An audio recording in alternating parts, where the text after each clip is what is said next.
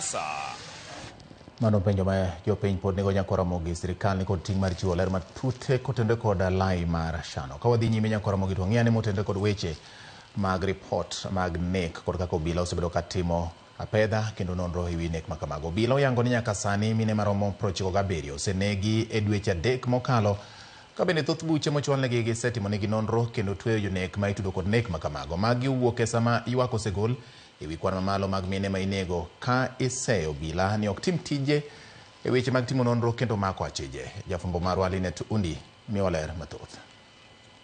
Jalup jatend obila Eliud Lagat twak mare kawuono kod jofwambo oyango ni atamalo 90 mag buche mag nek mag joma mine osekaw ne ondamo mar chiko, wacho ni itudogi kod tuo mar obwongo, dang'ni mar paro kachiel kod gero. About 90% of femicide cases have been thoroughly investigated, resulting in arrest of suspects, with these cases now pending in courts. But one thing for sure is that we have mental.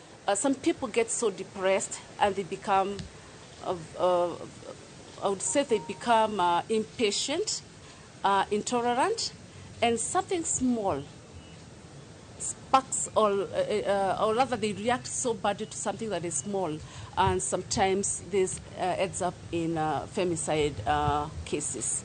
Omedo ni e dweche adek mokalo maromo mine 97 osewito ngimagi kokalo e nek mitimonegi, ka bende gisetimo nonro kendo moko kuom achije osendhi kendo otwe. We are still appealing for information that will lead to the rearrest of Collins Jumaisi Kalusa, the primary suspect in the Kware murders who escaped from police custody. Kata kamano, giwacho ni gitimo apedha mager mar nono nekgo kendo neno ni achije kaka Collins Jumaisi mitudo gi nek mine kar dak makware omaki kendo otwe. We urge every member of society, including governments, civil and religious leaders, to engage in this crucial dialogue. Collective action can we help us to eradicate the scourge of femicide and safeguard the lives of our citizens. Puoyo jopiny kuom muoko kendo miyo obila maling'ling mosekonyo mako achije ka gimedo kwayo tiyo kanyakla mar geng'o nek mar joma mine.